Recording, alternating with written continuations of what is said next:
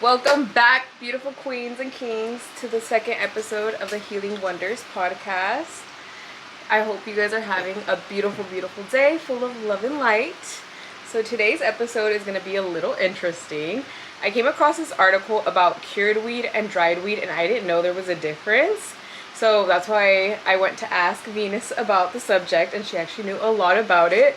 So I told her this is going to be so cool to actually talk about it, because I feel like a lot of people probably don't know the difference in dried weed and cured weed, because I didn't know the difference.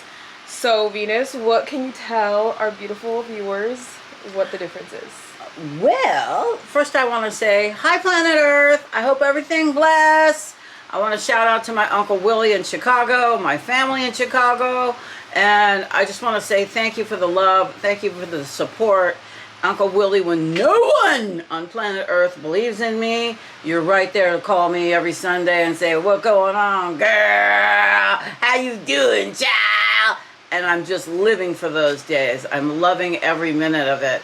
And I also want to acknowledge, her name is Cindy Hendricks, and she's the administrator for Healing Wonders. She works remotely, and she is a female minority immigrant, honey, immigrant, and she is throwing down. She's killing it.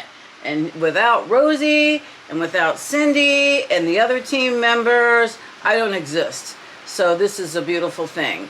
And then another beautiful thing is why I'm even doing a podcast and sort of going against the grain of my proclivities to privacy is to drop a lug on y'all, and that's this subject. And I'm fixing to throw down Cat Williams style, because the truth is the truth is the truth.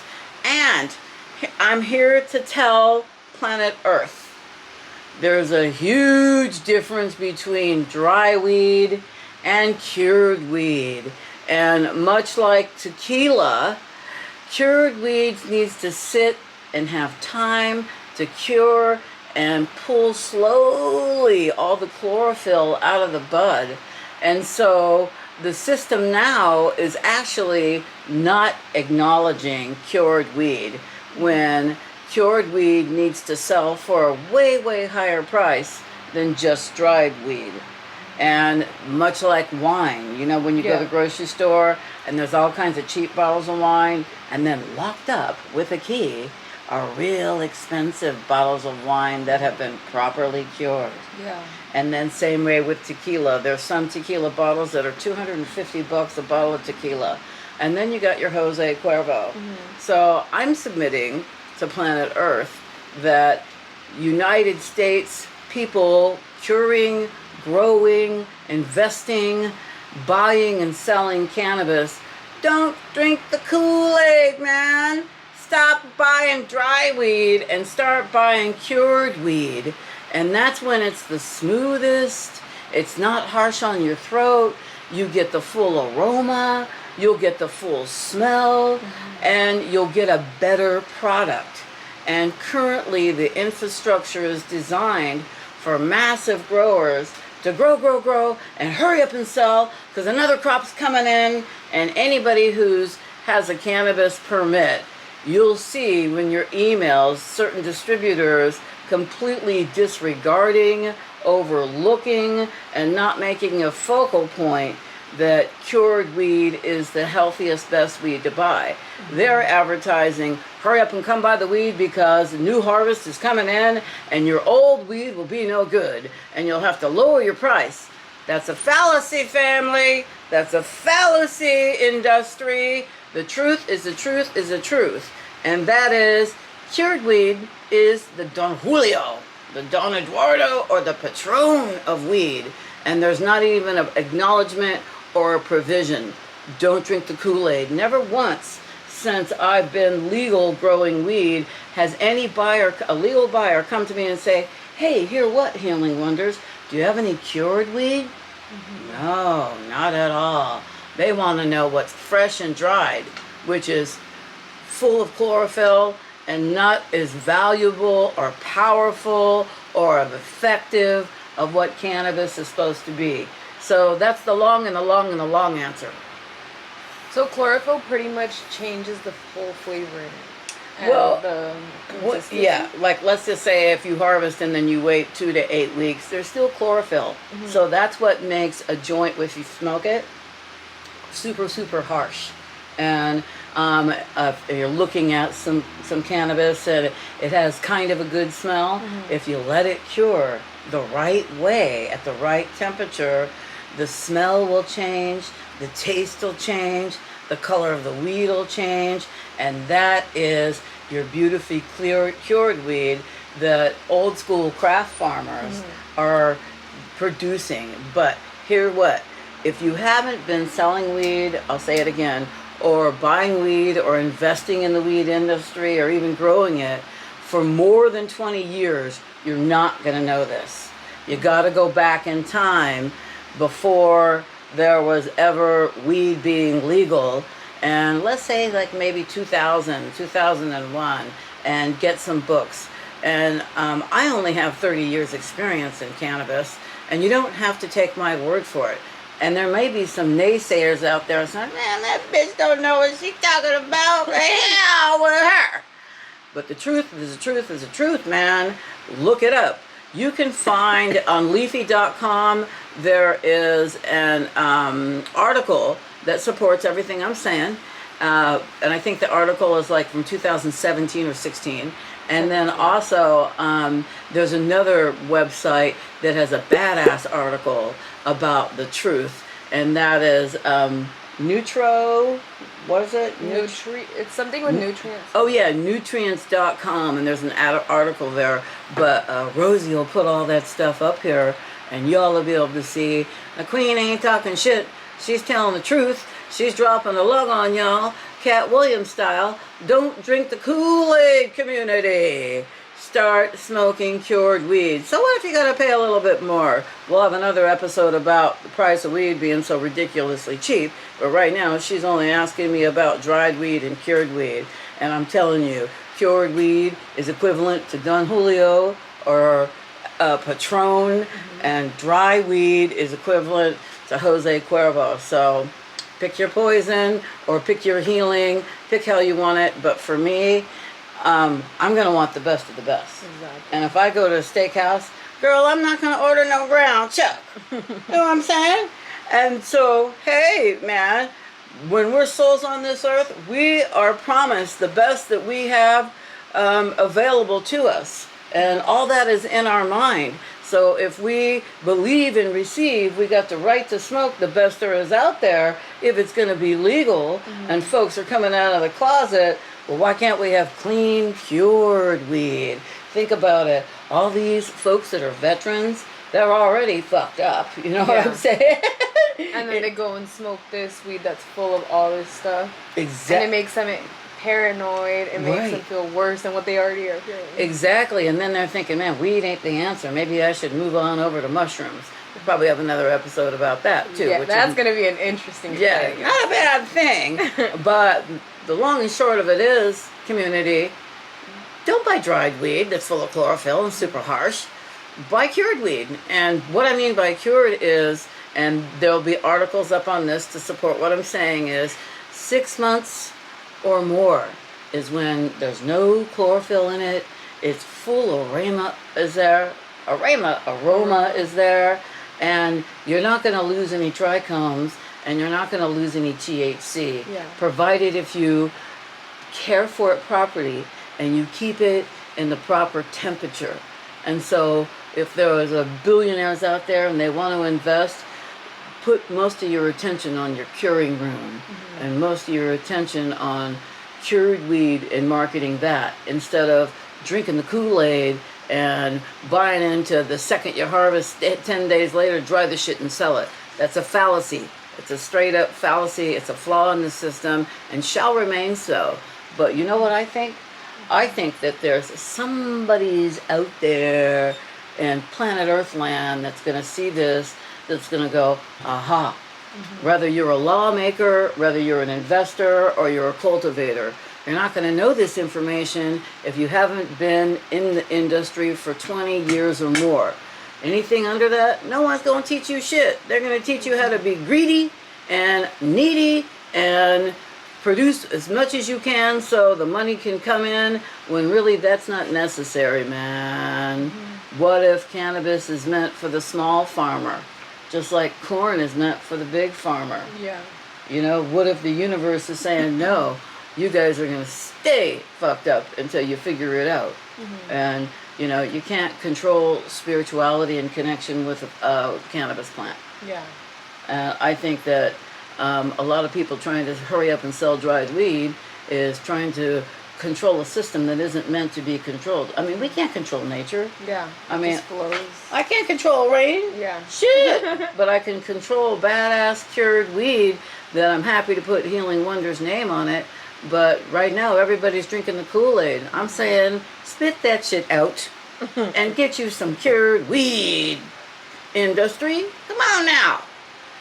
So pretty much, it's like it can be the same strain of cannabis, but you just let it Yes, ma'am. cure, and then it's a whole different experience. Yes, ma'am. Yes, ma'am. You can get the same strain of cannabis, and what happens, a lot of people think that, okay, I grew it, and now I harvested it, and now it's dry, and folks are trimming it, and I put it in a bin, and that's a wrap.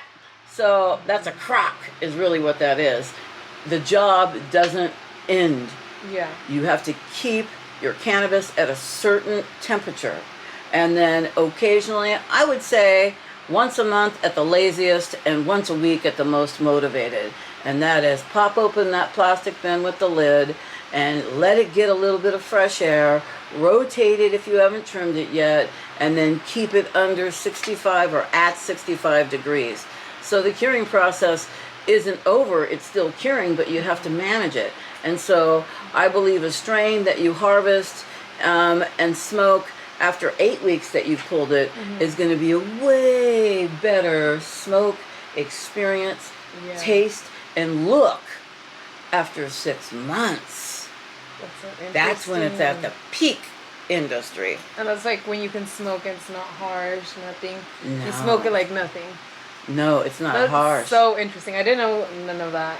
Yeah. I was reading about it, but I didn't like fully understand. That's why when I asked her about it and she knew so much, I was so excited because I just think it's so interesting. That's something I would have never known about if Right. And then didn't when explain. you get into cannabis buyers, distributors come and look, you know, they think that they know so much. All I can do is stare at them in their ignorance, and I go back and forth and, you know, make a negotiation and take it from there. But the truth is the truth is the truth. Ain't nobody out there buying cured weed. Everybody's buying chlorophylled, you know, dry weed that's potentially been rolled and sprayed and squished and smashed to look super ass beautiful, but it's sure gonna get your ass sick. That's so interesting. Isn't it? Yeah. Yeah. So that's my answer to that question. Dang, I would have never known that, you guys. I would have never even thought of looking into that. Because how you said, how it's kind of like wine and how it's like tequila, like the better the cured it is, the better flavor, the smoother it goes down. Exactly. And the more you should pay for it. So there should be, and then another thing with the, I don't really want to like bash the infrastructure because it's a given, but there's not even a provision in the infrastructure for the sale of properly cured weed and the sale of freshly dried weed. And there should be a difference because it is a difference. It's just like tequila. Do you want to, you know, have a cocktail made with Jose Cuervo and have a headache in 4 hours? Or do you want to have a cocktail made with Don Julio and order a second? That's so interesting. It is really interesting. It's unfortunate that uneducated people don't know that. So educate yourself, man. Educate yourself. What do you say is the proper way to cure your cannabis? Because I know a lot of people are probably hearing this subject and they're like, wait, what? Like, it's something nobody would think about unless you fully look into it. Because I always wonder, like, when sometimes I would smoke something and it would be very harsh on my throat. And that's why that's why I got the idea of looking that up. And then I came across an article of cured weed and dried weed. And I was like, wait, there's a difference. And I asked you about it. So what would you say is like the process to cure cannabis, or the proper way to cure the cannabis? Every farmer has their own proper way that they think that they know how to cure weed.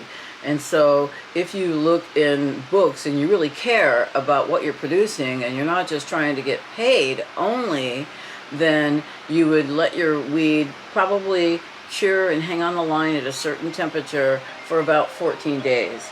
And then you would bend your weed up, and I like to do it OCD style, on the stalk, everything facing the same way, put it in a bin, and then I would store it in a temperature controlled room that would never get over between 65 and 68. And then while I was storing it, it would be in the curing process, which means my job would not be over by any stretch of the imagination.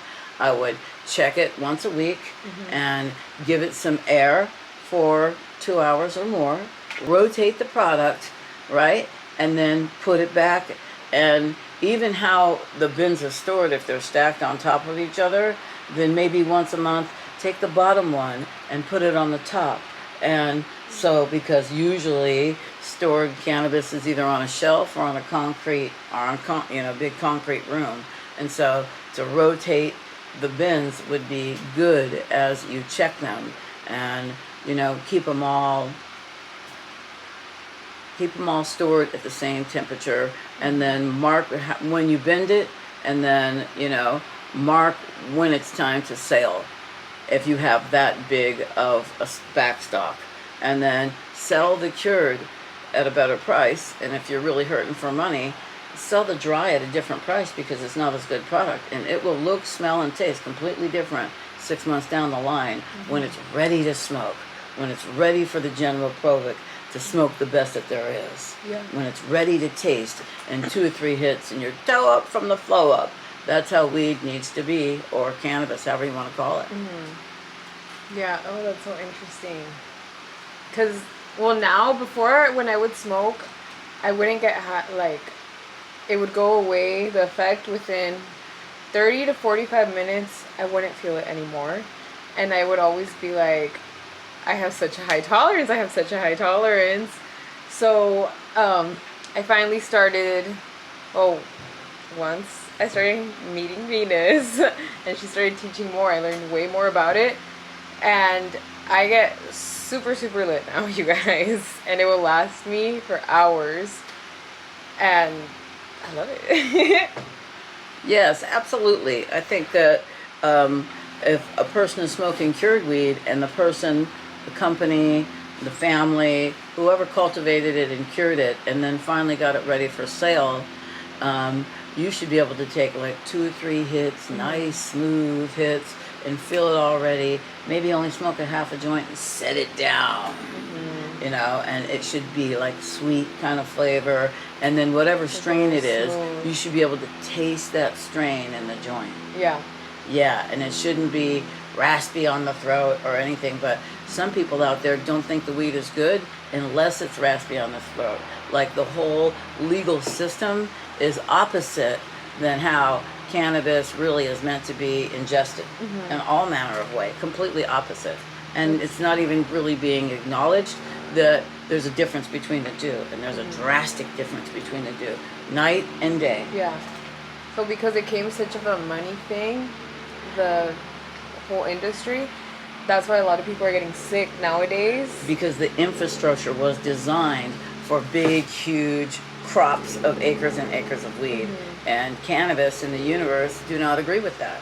And so that's why there's so many problems right now, because you can't just spray a bunch of pesticides on it with a tractor, you know what I mean, massively harv it, and expect people to just like ingest it. Yeah. And then when they're getting the recalls on the flower, well, the people already spent the money because there's so overload of product. You got to do what you can, and you have to have like a certain je ne sais quoi about your brand to get it out there and get it sold. Yeah.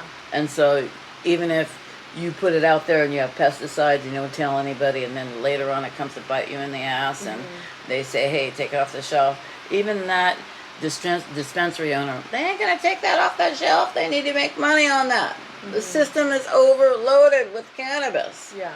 Yeah. So, if California could supply cannabis sunlit, beautiful kissed cannabis, nice and cured to the rest of the states, that could be a beautiful thing. Yeah. But, you know, all the other states doing all manner of way. I think all the other states, a lot of states are going to be only like focusing toward indoor because it snows a lot. You can't, you know, grow year round. What is your opinion on, like, you know how the industry, like cartridges, has took over the industry a lot? Holy cartridge And I feel community. like it influences a lot of the younger community. Like, I was influenced with cartridges, not gonna lie. I would smoke them. It's because it was just so much more convenient.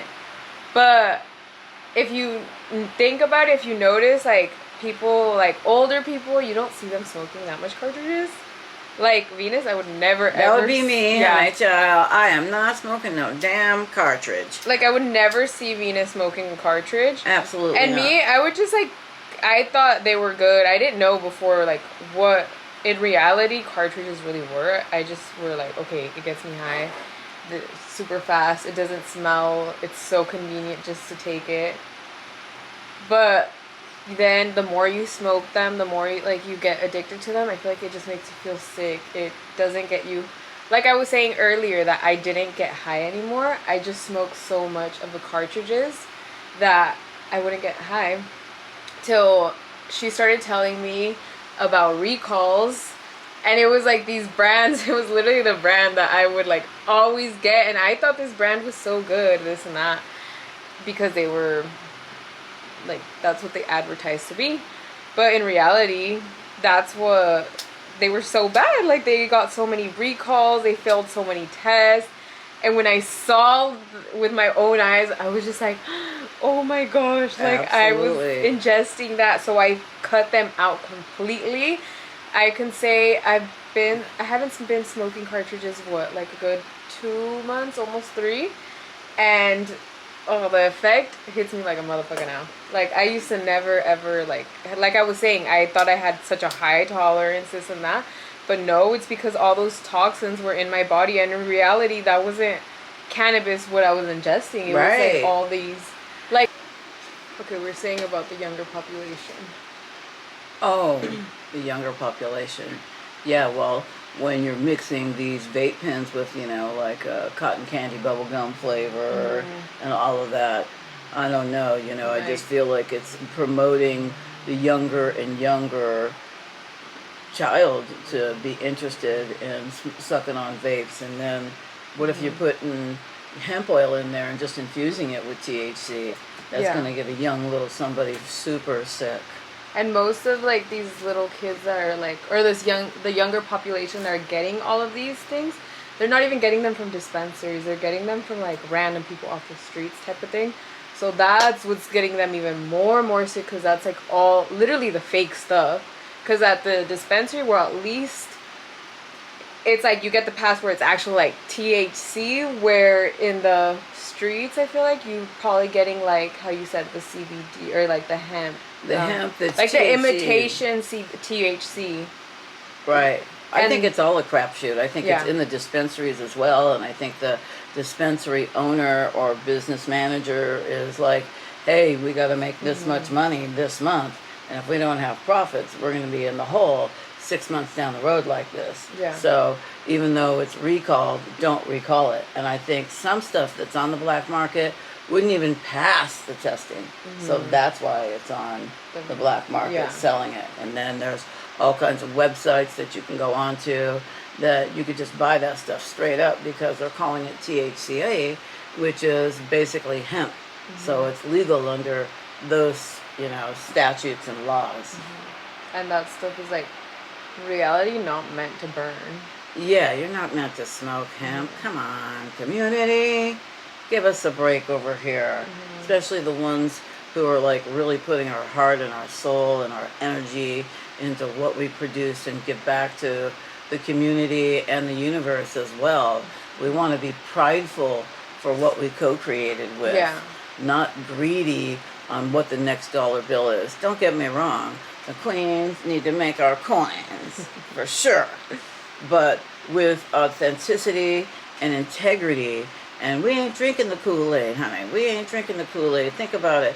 When was vapor pens going around on black market before cannabis was legal. You wouldn't see that. They didn't exist. You know what I'm saying? And I know everybody's going to be pissed off at me. So we're speaking truth about both subjects, man. Vapor pens and cured weed, you know? I mean, until these folks can get this vapor pen thing down, I mean, think about it. Whenever there's a recall, a cannabis cultivator with a license gets a notice. But shouldn't that be a notice that's advertised on TV because the public is buying it? We're actually cultivating it and trying to sell it. It's great that you're noticing us, but holy Christ, the public needs to be noticed. And then please forgive if there's always already something like that in place and I just don't know about it. I'm just saying that, you know, if the public is buying it, then the public needs the fair warning to not choose that off of the shelf next time they go into a dispensary. That's all. Yeah. Pretty much keep it more to joints. I mean, I'm keeping mine to joints. That's how it started. That's how it was created, and that's how it's healing for me, and that's how it shall remain for Healing Wonders. Beautiful, cured, clean, pure weed that, you know, I would hope a veteran would want to smoke. Yeah. You know, I mean, they've been through enough already, and maybe limbs missing the whole 9 yards. So it would be a travesty if a guy just got back out of war and he's dealing with X and he's trying not to take antidepressants, and then he goes to buy a vape pen, and then 3 months into it, he's got signs of lung cancer or some shit. You know, he's got black lung, and the whole time he's been smoking stuff that was a fallacy, straight up fallacy, instead of just plain, pure, tested weed. You know what I'm saying? Yeah. Yeah. Well, yeah, because if you think about it, when you're smoking a pen, you're not just consuming, like, the liquid that's inside of it. You're consuming, like, the battery, too. Like, all the toxins that's in the battery when it burns. Like, obviously, that's going with the smoke. So, it's going to your lungs, and you're putting it in your body. So, when you start feeling so sick, you start feeling nauseous, you start feeling all these symptoms, and you're just like, why do I feel like this? Why do I feel like this? It's the pens. Like, they just make you very, very sick. Right. And it's over time. It's some of them will make you feel it right away, but like over time, the more you consume them, the more you start feeling that way. So you have to you have to detox your body and just call it quits and just stick to either hitting your bong, smoking a joint, smoking a blunt, anything, but just don't be smoking pens. Right. Maybe leave that to the tobacco industry. Yeah. Let them mess around with pens and everything. And haters don't hate, but the truth is the truth. Yeah. We don't have it figured out here in the cannabis industry, or it wouldn't be, you know, close to an epidemic shaken down with vapor pens right now. Your guys' soul is too beautiful and pure to be able to poison it just that easy with pens. And I learned that the hard way because I started feeling sick with them till I had to call it quits. And then I was still smoking them, actually, like just not as often. I was just like, let me cut it back. Not as often, but I hadn't cut it because like I cut it to a point where I was hitting it like just a few times during the day. Till one day my dad and then Venus showed me the article of like what you guys had been getting in your email. And the emails just inundated. And this happened like all in a week, right? That Yeah. all these like recalls started happening, and then when I saw the ones I was getting got recalled, I was just like, oh my god, and I was feeling so like sick with them. And then I saw on TikTok, actually, like it went viral that they were all getting recalled, like all the tests, it was like a whole list of companies that failed the test. There was only like, I think 3 companies. I'm not sure exactly how many, but there was like not barely any that passed. And I was just like, oh my god, that's crazy. And that's when I was just like, no, no more pens for me. Yeah, absolutely. You know, thanks but no thanks on the pens. We don't have it figured out. And that's part of one of the reasons why greed is on the crest of completely taking over this industry, all the way down to the design of the infrastructure of it. And we all need to go back to the drawing board and maybe take a minute and meditate, because clearly the universe is in charge here, and some things are just not meant to be. And I don't know, maybe pull back on the vape pens community until they get it frickin' dialed in, and each vape pen you buy comes with a fucking test or something, you know what I mean? But everybody can cheat on that too, you know what I mean? Go with your gut. Yeah. Exactly. Go with your gut. So pretty much stick to the clean stuff, you guys, because like I said, you guys are too beautiful to make your body sick. Your body is a temple. You're supposed to take care of it, because no one's going to take better care of it than you. So yeah, you guys, like I said, your body's a temple. You are a pure soul. Act like it. We're just out here trying to speak up truth, trying to drop lugs on you about what's the highest, greatest good for the temple. And please be sure to like, share, and subscribe. And we'll dial this whole podcast thing in, or whatever we're doing, a little bit better. But this is just our second time. Okay. And We will get shucks, better. man, I'm even shocked I'm on any kind of social I'm honestly anything. still surprised I got you to do this. I'm in a state of shock, man, but I'm leaning into the fear, man. I'm Exactly. leaning into it because I just feel like I need to drop a log on y'all community. Big difference between dry weed and cured weed, night and day. You know what I mean? Chuck steak or filet mignon, or Jose Cuervo or Don Julio. What would you all put in your temple? We're going to wrap it up here, you guys. We hope you enjoyed this episode. This was just our opinion of this whole subject. And we hope to see you guys in the next episode. Remember, Healing Wonders is one with the universe. And we love you guys. We hope you guys have a beautiful day full of love and light. And we will see you guys in the next episode. Bye. Thanks for dropping by. Bye. See you the next round.